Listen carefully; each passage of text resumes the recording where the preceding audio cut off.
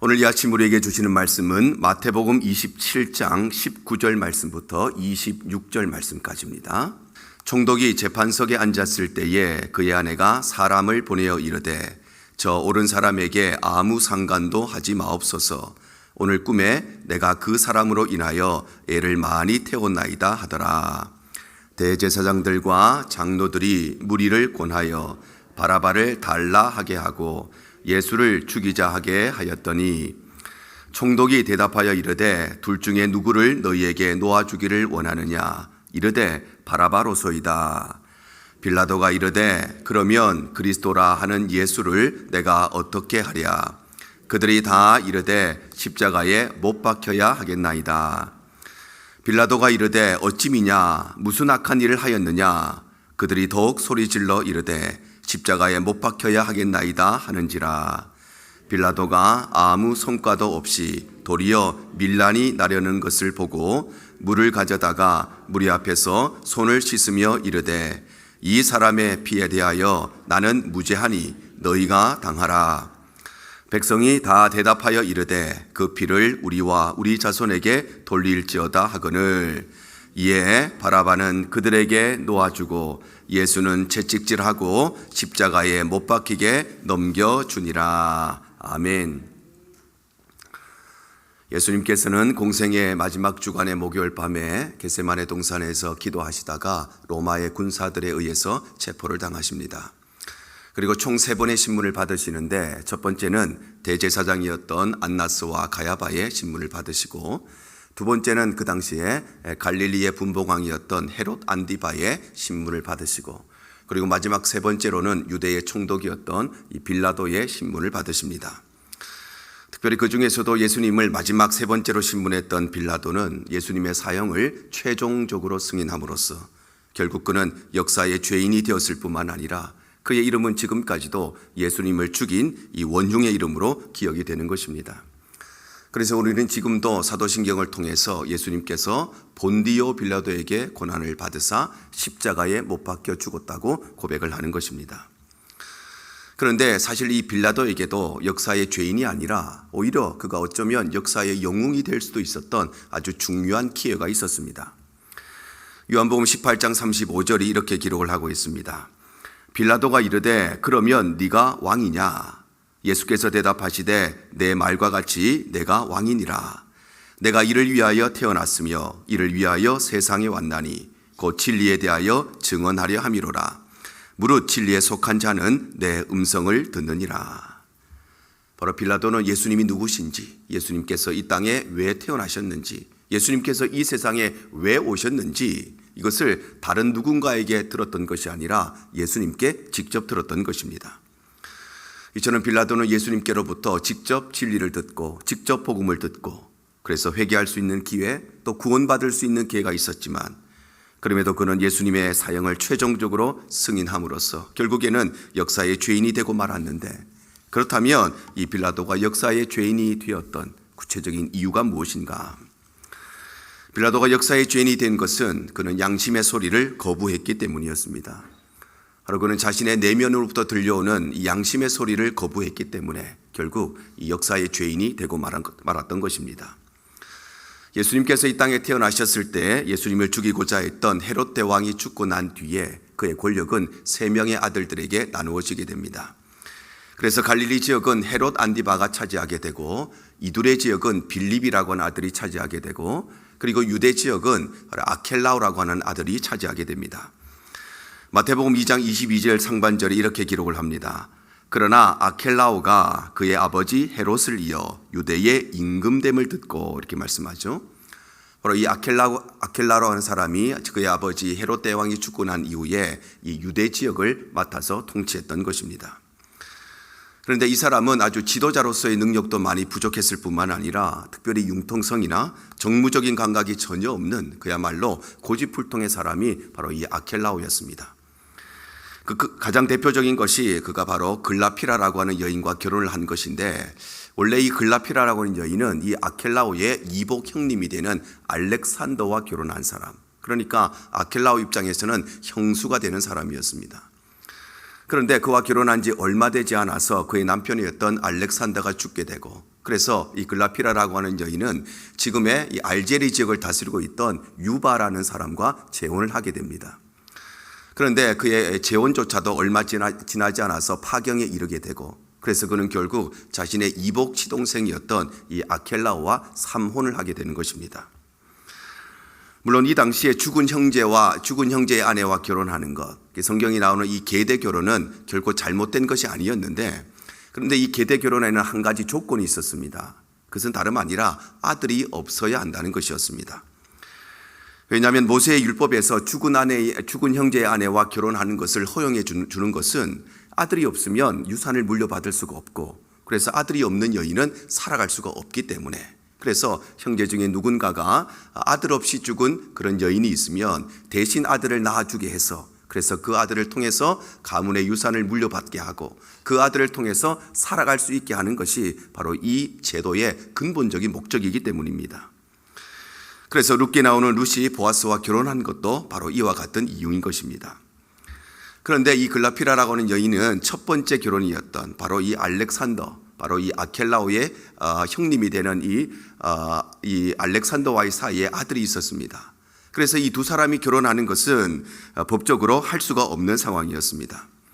그런데 그럼에도 불구하고 이 아켈라오는 글라피라와의 결혼을 끝까지 고집하다가, 그래서 백성들 사이에 밀란이 일어나고 폭동이 일어나고, 이 일로 말미암아 로마 제국으로부터 그가 이 유대 지역을 다스리는 이 분봉왕의 자리에서 쫓겨나게 되는 것입니다.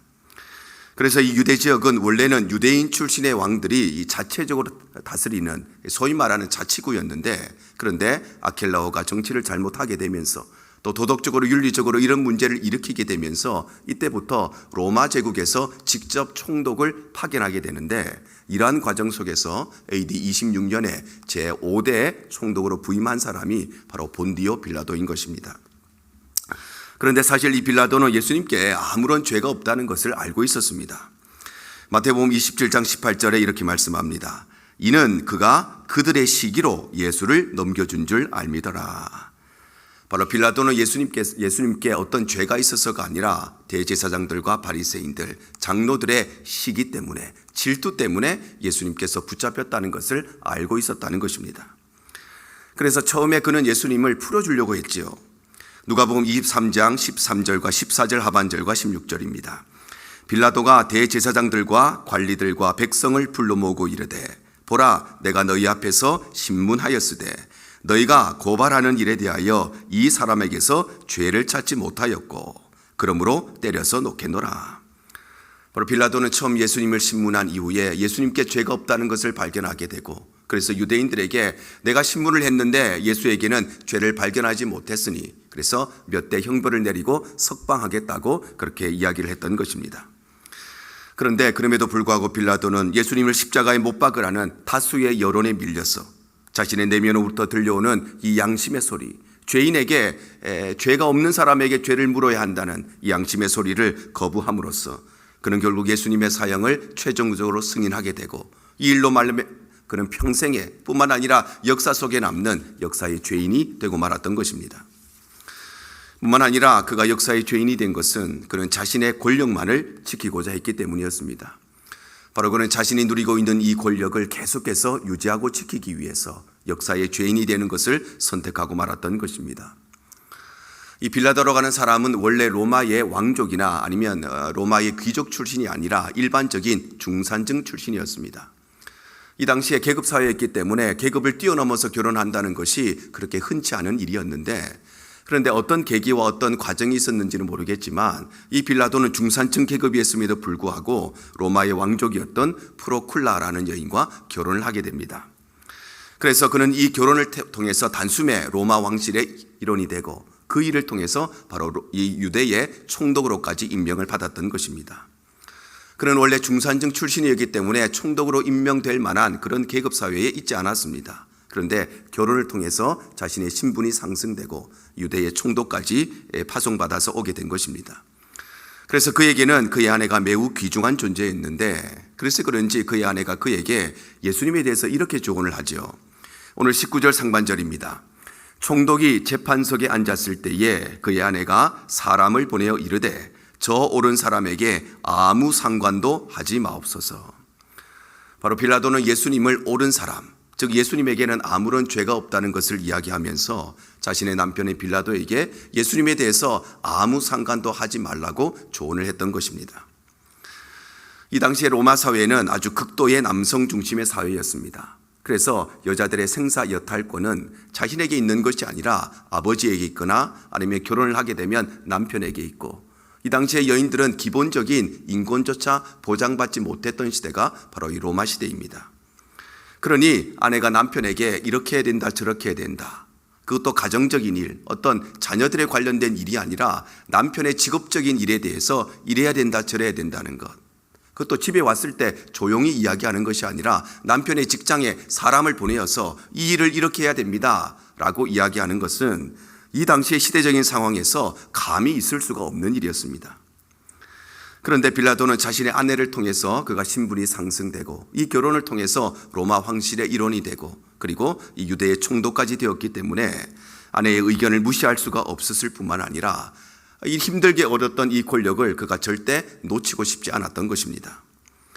그래서 그는 예수님을 죽이라는 무리들의 요구에 이렇게 대답을 합니다.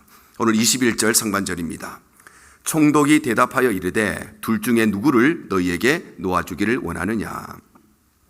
바로 그는 대제사장과 장로들의 사주를 받은 무리들이 바라바를 놓아주고 예수님을 죽이라고 했을 때에, 그러면 이 두 사람 중에 누구를 놓아주는 것이 좋겠느냐, 그렇게 물었다는 것입니다.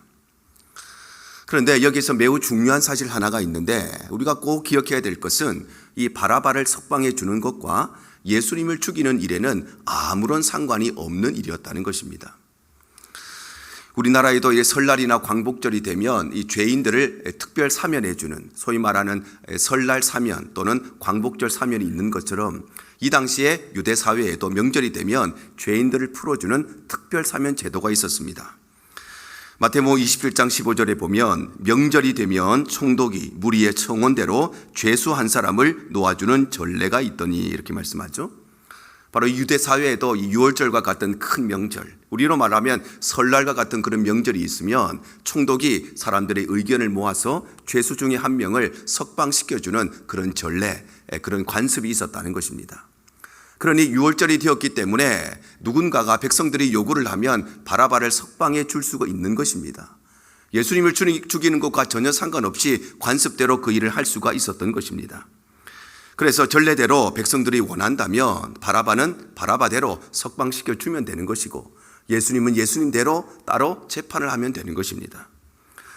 그런데도 대제사장과 장로들과 무리들은 오직 예수님을 죽이기 위해서 마치 이 두 가지를 의도적으로 엮어서, 그래서 바라바를 놓아주기 위해서는 반드시 예수님을 죽여야 하는 것처럼 그들은 이 모든 일들 가운데 억지 주장을 펼쳤던 것입니다. 그래서 그는 결국 이런 결정을 내리지요. 오늘 24절 하반절입니다. 물을 가져다가 무리 앞에서 손을 씻으며 이르되 이 사람의 피에 대하여 나는 무죄하니 너희가 당하라. 바로 빌라도는 어떤 결과를 내리느냐, 결국 그는 아무것도 하지 않기로 결론을 내리고, 그래서 한편으로는 예수님에 대하여 아무 상관도 하지 말라는 자신의 아내의 의견도 수용하고, 또 한편으로는 예수님을 십자가에 못 박으라는 이 무리들의 의견도 수용하게 되었던 것입니다. 이처럼 빌라도는 바나바를 석방해 주는 것과 그리고 예수님을 재판하는 것이 전혀 상관이 없는 별개의 일이라는 것을 알고 있었지만, 이 두 가지를 엮어서 예수님을 죽이고 했던 이 무리들의 의견을 들어서, 그리고 자신이 누리고 있는 이 권력을 계속해서 유지하고 지키기 위해서 결국 예수님의 사역을 최종적으로 승인함으로써 그런 역사의 죄인이 되고 말았던 것입니다. 뿐만 아니라 빌라도가 역사의 죄인이 된 것은 자신의 과오를 무마하기 위해서였습니다. 바로 그는 지난날 자신이 저질렀던 과오를 무마하려고 하다가 결국에는 역사의 죄인이 되고 말았다는 것입니다. 빌라도는 AD 26년부터 AD 36년까지 약 10년 정도 유대의 총독으로 재임을 했습니다. 그런데 그가 처음으로 유대 총독으로 부임하게 되었을 때에 이 황제 숭배 문제로 인하여서 유대인과 아주 심각한 갈등을 일으킨 적이 있었습니다. 왜냐하면 유대 사회가 비록 정치적으로는 이 로마 제국의 통치를 받고 있었지만 적어도 종교적인 영역에서는 대제사장을 중심으로, 그리고 오랫동안 자신들의 신앙을 지켜왔던 것이 바로 유대민족이었기 때문입니다. 그래서 이전에 있었던 총독들은 이런 유대인들의 특성을 잘 이해를 해서 어느 정도 종교적인 자유를 허용해주는 그런 융통성을 발휘했는데, 그런데 빌라도는 이들과는 달리 무조건적인 황제 숭배, 너희가 지금까지 어떤 종교를 믿어왔던가 상관없이 이제부터는 무조건 황제 숭배를 해야 된다고 밀어붙였던 것입니다. 그래서 이 일로 인하여서 유대인들은 폭동을 일으키게 되고 심지어는 빌라도의 관저까지 바로 이들이 포위하게 됩니다. 그런데 이 빌라도가 이때 이 폭동을 제대로 진압하지 못하여서 그는 정치적으로 큰 타격을 입었던 적이 있었습니다. 뿐만 아니라 그는 또 세금 문제로도 유대인들과 아주 갈등을 일으킨 적이 있습니다. 왜냐하면 그는 자신의 업적을 위해서 이 황제의 도시라고 불리는 가이사라에 큰 수문을 건축하려고 했는데, 건축하기 위해서는 돈이 많이 필요하고 그러니 세금을 많이 거둬야 되는데 유대인들에게 과도한 세금을 징수하고, 그래도 돈이 부족하니까 이 빌라도가 무엇을 탐내었냐면은 예루살렘 성전에 붙어 있는 금부치들을 탐내었습니다.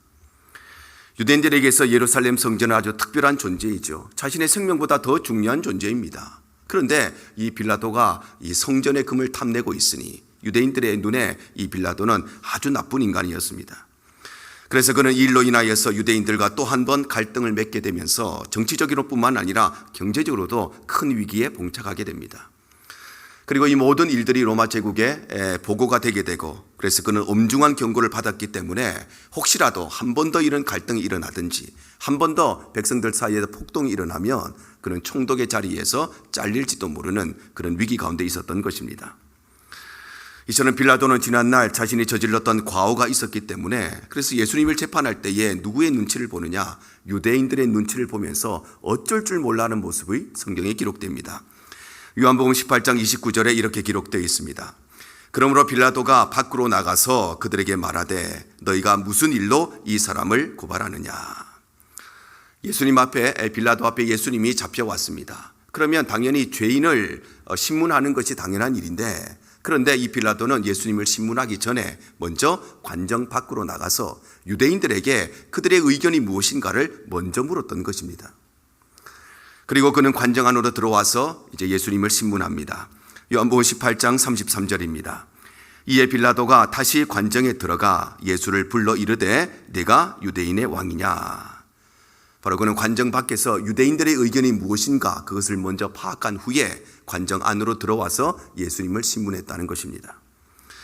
그리고 그는 또다시 관정 밖으로 나가서 유대인들을 설득합니다. 38절 하반절입니다. 이 말을 하고 다시 유대인들에게 나가서 이르되 나는 그에게서 아무 죄도 찾지 못하였노라. 바로 그는 관정 안에서 예수님을 신문한 이후에 다시 관정 밖으로 나가서 내가 봤을 때 이렇게 해야 되는데, 내가 봤을 때 이런 의견이 있는데 너희들은 어떻게 하면 좋겠느냐, 그들을 설득했던 것입니다. 그런데 유대인들이 이것을 끝까지 거부하고 유대인들이 끝까지 예수님을 죽이려고 하자 빌라도는 더욱더 우왕좌왕하는데, 요한복음 19장 4절 상반절에 보면 빌라도가 다시 밖에 나가 말하되 이렇게 기록하고, 8절과 9절 상반절에 보면 빌라도가 이 말을 듣고 더욱 두려워하여 다시 관정 안으로 들어갔다 이렇게 기록을 하고 있습니다. 바로 빌라도는 예수님을 죽이자니 죄 없는 사람을 죽여서는 안 된다고 하는 내면의 양심의 소리가 들려오고, 그렇다고 예수님을 살리자니 지난날 자신이 저질렀던 정치적인 경제적인 과거가 있었기 때문에, 그래서 유대인들의 성난 민심이 더욱더 두렵게 느껴지고, 그러니 관정 밖에 나가서 눈치 보고 관정 안에 들어와서 예수님 보고 관정 밖에 나가서 그들을 설득하고 왔다 갔다 하면서 어떨지도 이러지도 저러지도 못하는, 어쩔 줄 몰라 하는 우왕좌왕하는 모습을 보이고 있는 것입니다. 그리하여 빌라도는 예수님에게 아무런 죄가 없다는 것도 알고 있었고, 뿐만 아니라 바라바를 놓아주는 것과 예수님을 죽이는 것은 아무 상관이 없는 그런 별개의 일이었기 때문에 유대인들의 요구대로 바라바를 내어주더라도 예수님을 죽이지 않을 수 있었지만, 그러나 그는 지난날 자신이 저질렀던 과오를 무마하기 위해서 예수님의 사형을 이 무리들의 요구대로 최종적으로 승인함으로써 그는 결국 역사의 죄인이 되고 말았던 것입니다. 이처럼 빌라도는 자신의 내면으로부터 들려오는 양심의 소리를 거부하고 자신이 누리고 있던 그 권력을 계속해서 유지하고 지키기 위해서, 뿐만 아니라 자신이 저질렀던 과오를 무마하기 위해서 예수님의 사형을 최종적으로 승인함으로써 그는 결국 역사의 죄인이 되고 지금까지도 예수님을 죽인 원흉의 이름으로 그의 이름이 기억되고 있는 것입니다. 그런데 사랑하는 성도 여러분, 과연 저와 여러분의 삶은 어떠한가? 우리의 삶을 돌아보아야 합니다. 빌라도가 자신의 내면으로부터 들려오는 양심의 소리를 거부했던 것처럼 혹여 우리의 삶에도 신앙의 양심은 물론이요, 이 땅의 도덕의 양심뿐만 아니라 윤리적인 양심조차 마비되어 버려서 우리의 삶이 혹이라도 양심에 화인 맞은 삶을 살아가고 있지는 않는지 우리의 삶을 돌아보아야 하는 것입니다.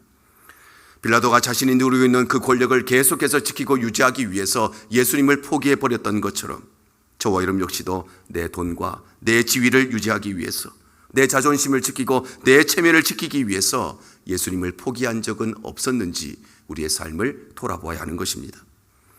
빌라도가 지난날 자신이 저질렀던 과오를 무마하기 위해서 결국에는 예수님의 사형을 최종적으로 승인했던 것처럼 저와 여러분 역시도 우리의 죄악과 우리의 실수와 우리의 잘못을 덮기 위해서, 그것을 무마하기 위해서 수많은 변명거리와 말도 안 되는 별의별 핑계거리로 일관하고 있지는 않는지 우리의 삶을 돌아보아야 하는 것입니다. 성경은 우리에게 이렇게 말씀하십니다. 이사야 55장 7절입니다. 악인은 그의 길을, 불의한 길은 그의 생각을 버리고 여호와께로 돌아오라. 그리하면 그가 긍휼히 여기시리라. 우리 하나님께로 돌아오라. 그가 너그럽게 용서하시리라. 바로 우리가 우리의 죄를 회개하고 하나님께로 돌아가면 하나님은 우리를 긍휼히 여기시고 우리의 모든 죄악을 용서하신다고 말씀하시는 것입니다. 사랑하는 성도 여러분, 혹여 이 빌라도의 삶에 드러난 이 삶의 모습이 저와 여러분의 삶에는 없으십니까?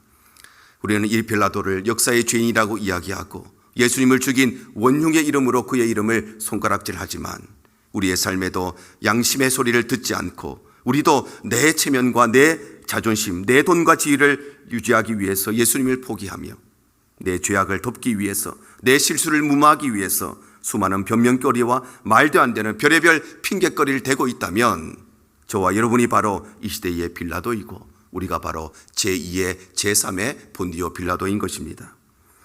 오늘 고난주간 넷째 날을 맞이하여서 혹여라도 내가 바로 이 빌라도가 아닌지, 내가 바로 이 시대의 제2의 빌라도가 아닌지 오늘 주신 말씀 깊이 있게 묵상하면서 오늘 하루 지나온 우리의 삶을 다시 한번 돌아보고 십자가의 거룩한 빛 앞에 분명하게 드러나는 우리의 모습을 돌아보고 다시금 십자가 앞에 신실한 삶을 결단하고 결심하는 복된 하루 되시기를 주님 이름으로 축복합니다.